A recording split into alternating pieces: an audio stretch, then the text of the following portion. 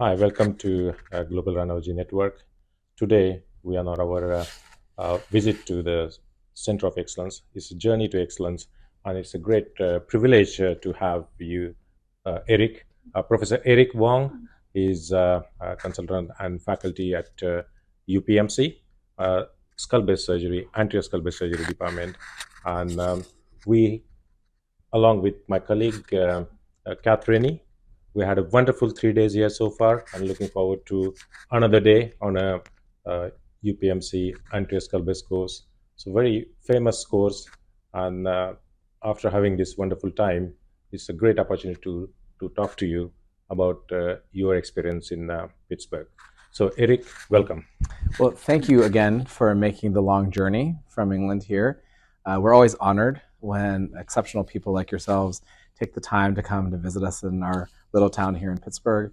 But we really very much enjoy these interactions, the chance to get to know you better, and the chance to have these conversations that can hopefully be beneficial to many. Okay, we would really like to know about the training. It is such a fantastic training opportunities everybody gets from this department. You're training not only your local trainees, but the national, international trainees. So tell me how the training structure in your department is. So for our residents, we start. We have them quite early. Spend a little bit of time with us when they're first interns in their first year after finishing medical school. But it's a little bit of just an experience, just to kind of get the sense of, what is in the nose, how to use rigid endoscopes, spending a little time understanding some of the basic disease that we encounter. And we also help them when they do their inpatient consults in the hospital, like many. But the real training begins in earnest in our third and fifth year. So most U.S. training programs are 5 years. And so we have them as a junior resident and then again as a chief resident. And what we try to do is very much like many places, we try to do graduated autonomy, where as they prove their knowledge and they prove their commitment to understanding both the patient and the disease process, as well as the surgical interventions that we're encountering, we try to give them growth to become an independent physician. We focus very much in the beginning on the rhinologic sort of surgeries like endoscopic sinus and septoplasty, nasal airway surgery. And as they progress to a chief, more often than not, they start to undertake some of these skull-based cases, like being able to raise nasal septal flaps, pituitary approaches, and septorhinoplasty. So, and then some advanced frontal work is always kind of our hope. Perhaps 4 out of our 5 residents usually get to that point where they're really doing some frontal work. So we think it's a pretty robust system. So I'm the educational director for our team, and I very much believe in trying to provide goals and objectives early on. So when you're a junior resident, I provide those goals and objectives for you. When you're a chief resident, I sort of feel like you should know what you need to get out of the time. So I usually ask them ahead of time to do so. And then we provide reading lists that are reflective of their level. And one of the ways we use assessment is we try at the midterm, around the midterm of the rotation, to have an assessment where we kind of do a mock oral board to kind of get their sense of where they're at. Perhaps there's a little bit of pressure to it, but it does tend to get the reading list done. And then we also do an end of rotation evaluation. And I would say my partners are outstanding with it. I don't do it alone, but both Carl Steinerman and Garrett Chovy do spend the time. We really have to carve out a little time in our schedule, but we think it's a great investment for our trainees and hopefully shows them our commitment to them, and in turn, hopefully their commitment to us and to the patients we care for. Okay, great. And what stage they decide or they get on to the anterior skull base surgery? Prototypically as a chief resident. I mean, there's a little bit of work sometimes if you're pretty advanced as a junior resident, but the truth is most of those cases end up being done by seniors. Okay. Tell us about your own training journey. Did you train at UPMC? I did not. I did my residency at Washington University in St. Louis. And to be honest with you, I came into rhinology a little bit late. Like I came in with this thought of being an otologist when I was young, and then thought about being a head and neck surgeon, and those are the 2 biggest areas in our training program. And I still remember when I decided I was going to be a rhinologist, one of the attendees was like, "What is that? That's not even a field." Okay. So there was definitely some evolution at that time. But there's part of me that always really liked some degree of oncology and being able to provide that degree of care. And so then I went on to do my Rhinology fellowship at the Medical University of South Carolina with Rod Schlosser. It was a tremendous experience in endoscopic sinus surgery and a lot of cellular approaches. And I was fortunate enough then to get recruited here to UPMC at the completion of my fellowship, where I've been since. And this was a real blessing for me because it did give me the opportunity to do oncology, because this is maybe perhaps a little bit of an unusual unit in that our sinonasal cancers are managed by our skull-based team and our rhinology skull-based team rather than our head and neck oncology colleagues. But it allowed me to exercise those things that I really cared about, to be able to do some open procedures in that regard as well. So for me, it ended up being a great balance. And to be honest with you, it's one of the true blessings of my life to be part of this team and to be able to grow here over these many years. Yeah, interesting. There are so many transferable skills, and quite a few leading rhinologists in the world. They started as an otologist and became a rhinology, including yourself now. Well, I don't know if I ever became an otologist, and I don't think they want to claim me as such. But but that being said, I do think that many of the things we do, you acquire skills and then you just apply them to what you're doing. Whether that's rhinoplasty or endoscopic sinus surgery. And I'm kind of the funny rhinologist too. Even when I open the nose, I actually still use an endoscope for the posterior portion because I feel like I see better. So I think that we can all be pretty flexible with how we do that, and we learn from each other, and we take some things that work best for us and then translate them to what we do. And then hopefully, like courses like this, we can transfer some of that skill as well. One of the things that's been evident to us, just being on this course for 3 days and working with you guys, is how much of a team you really are, how you all really get on together, and how involved all your residents and your fellows are with your team. How do you maintain that, and how do you keep that all the time and maintain that enthusiasm for everybody who comes through the department? It does require effort. It really does. Like teamwork is one of those things that actually a lot of times we may take for a little bit for granted, but you do need to put some active effort into it. The courses do help, because it gives us a time point where we all know we're going to be 4 days together working in a very committed way. I would say another key to our success, and this is just my opinion, is that we publish together, and when a group has a common goal together, a common purpose, it helps bind the team towards a direction. And so we like to think of ourselves as leaders in skull-based surgery. We try to continue to be thought leaders and key opinion leaders in that space. But to do so, manuscripts are really the key to that, I think, to continue to innovate, continue to refine our techniques, to publish our outcomes, to report our complications. And as we do that together, I think it also grows our team together because we review each other's manuscripts, we review the work together, and we look quite critically. And the last part is that there's a logistical portion I shouldn't underscore. This is really the work of Paul Gardner and Carl Schneiderman, getting our schedules to align so we can be in the operating rooms at the same time, see patients at the same time, many of those logistical things. But I would say the last thing that I think has been very important to us is that we critically analyze our outcomes together. We quality check ourselves with a great deal of regularity. A great example is we give ourselves a monthly report on our CSF leak rate at any given time. We use technology to help us report our endocrinology outcomes for pituitary, our rates of readmission, diabetes insipidus. And so we're all very vested then in that center of excellence because our outcomes are being reported to each other, and then have a level of commitment and responsibility to each other. So we try to engineer some things in addition to just putting in effort. Certainly, as someone who's come in from the UK, we find it really impressive to see how all your data collection is and how good you are collecting all your outcomes and following everything up, and the fact that you all do publish together, because we have many disparate groups across the UK, but not necessarily all working together. And the fact that you can maintain it within a unit is really impressive. How would you manage all that research commitment with the education commitment and the patient care at the same time? So we're blessed. We do have some resources available to us to help us do so. From very early on, we had a database of all of our endoscopic and nasal approach patients. That's continued to grow and be redefined. We're also very blessed with a really outstanding clinical research coordinator. Her name is Benita Velapidi. And Benita helps us a lot in our organization. Just like Mary Jo helps us with our courses, Benita helps us a lot with our research. So I do think you need some external resources. Surgeons and physicians alone, while I think we give it our best faith effort, we always have to take care of the patient first. And that's always our first responsibility. And sometimes in the midst of that, and that responsibility, we just can't give the effort to do all those other things. So you have to create systems to help you do so.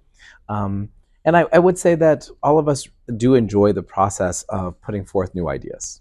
So that's a recruitment aspect to it too, like people who want to buy into that team structure, who want to buy into that academic productivity and leadership. And so that allows us to then leverage each other's strengths and weaknesses so that we can have even hopefully a better team as we move forward. But it is certainly something that requires some financial commitment and resources in addition to effort and a willingness to do so.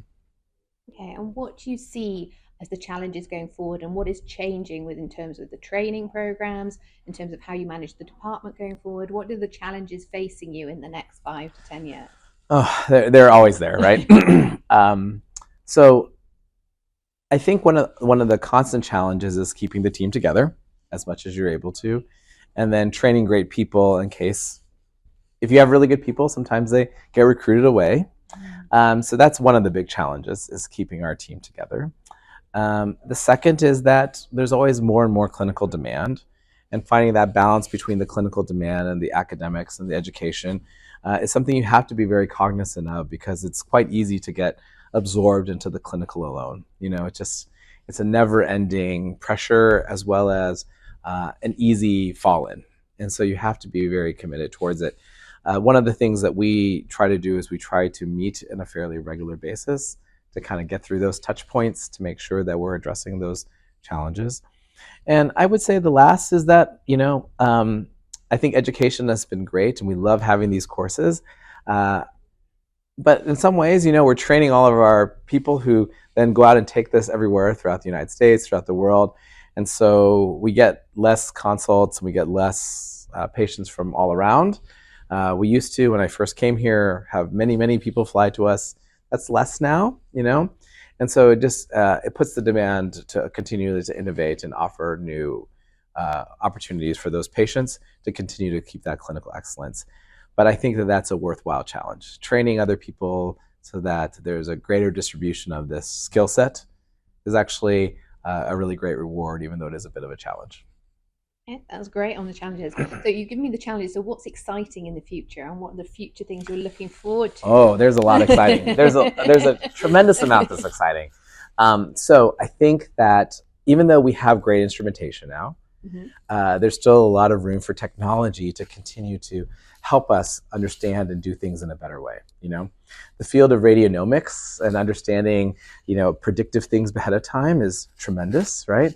We're going to have, I think we're going to have larger and larger data sets, and maybe as the NHS, you guys may have this better than anyone, because you'll have these systems where you have large amounts of information. I think that's an exciting time. I think in the areas of oncology, immunotherapy has been a revolutionary aspect, and I anticipate it will continue to revolutionize the things that we do in skull-base surgery from a cancer standpoint.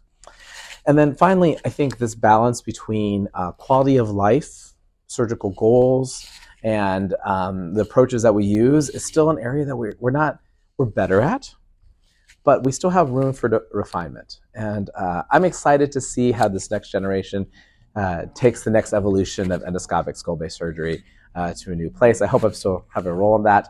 But in either case, I think that the future is really, really bright, because we're still a young, somewhat nascent field, and it gives us a lot of opportunity to refine ourselves and redefine ourselves over and over again.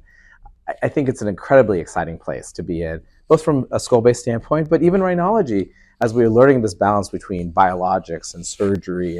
And we're really, I think our technology and our new treatment paradigms allow us a lot of room to understand what are the right things to do to help the patient choose the right treatment course for them, and one that also is, to some degree, beneficial for the system. I think we have a lot that we can grow into in that way, and I think it's a great time to be in medicine. There are challenges, as you said, but but I think that there's a lot of opportunity within the midst of challenge. Oh, that's really good. So thank you very much for that. That's really good. I'll pass back to Ashok to... So 3 things. What are the key 3 things that you can think of that makes you the leader in skull-base surgery? Global leaders, rather. So firstly, there's some point about experience. I mean, we want to be able to transfer as much information to each other as possible, but there's still some component of it that you sort of have to do and you live through, right? So we're fortunate to have now over 5,000 endoscopic skull-base cases, and that's given us that experience to be able to share things that are meaningful. I would say the second thing is that we have a really strong commitment to understanding anatomy, and skull-base surgery is in many ways sort of defined by the anatomy. Yeah. And as we continue to understand it, research it, look for ways to help us understand these small nuances within these various anatomical subsites we work, I think that makes us better. And I think it makes us more precise surgeons. It allows us to use nuance in many of the ways we provide care. So I think that that's been a real key towards maintaining a leadership role in skull-base surgery. And finally, I would say honesty is actually a really important part, being honest about the things that have worked well for you, and at the same time, to be very honest about the things that have been challenges. Sometimes people criticize us when we talk about our CSF leak rates, or as we learn how to use lumbar drainage and whatnot. They're like, well, I never had outcomes that bad, but they've never reported theirs, And so I think we try to be as transparent as we can be. I hope what that translates into is not just criticism, but an appreciation of the honesty and forthrightness of our team. I hope that is reflective in our team and continues to be an important part of who we are. Yeah, thank you. That is so important, isn't it? I think so. Yeah, it's kind of the basis of what we do as physicians. My last question to you. Yes. How many hours have you got in your day? Well, so that's a little bit of a complicated question, I guess. I do have some administrative roles, and I have some governmental funding for research. So it sort of adds to the day a little bit. And, I guess one of the questions that implicitly asks is, what's the work-life balance? Yeah. And so I've found that I like to do my work at work, and I like to be at home with my family when it's time. So maybe my days are a little bit longer, like 11 or 12. But when I'm home, then I'm just home. Like I don't, I try not to check my email ever. Sometimes that makes my partners and my boss mad. But I try to get my work done when I'm here, and then I leave it and then go home and try to be present in my family life. And so maybe it's about 11 or 12. Thank you so much. It was wonderful to have you and know about all the functioning of the department, the insights, and what makes the department so unique and world leader in specialty. So thank you for your time. Thank you for coming. Thank you for taking the time. Hope we can continue to work together in the future. Yeah. Cheers. Cheers.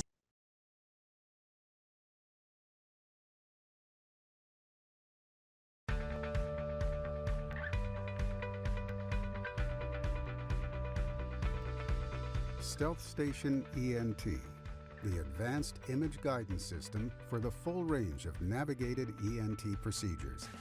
Engineered with you in mind, based on decades of scientific, clinical, and engineering expertise. We're expanding what was previously possible with image-guided surgery. Flexible and elegantly designed, Stealth Station ENT streamlines the workflow so you can maintain focus. The flat, under-the-head emitter allows for an efficient setup. Its design allows for a large EM field. Easily find your patient's exam through a variety of network options, super speed USB, or optical disc.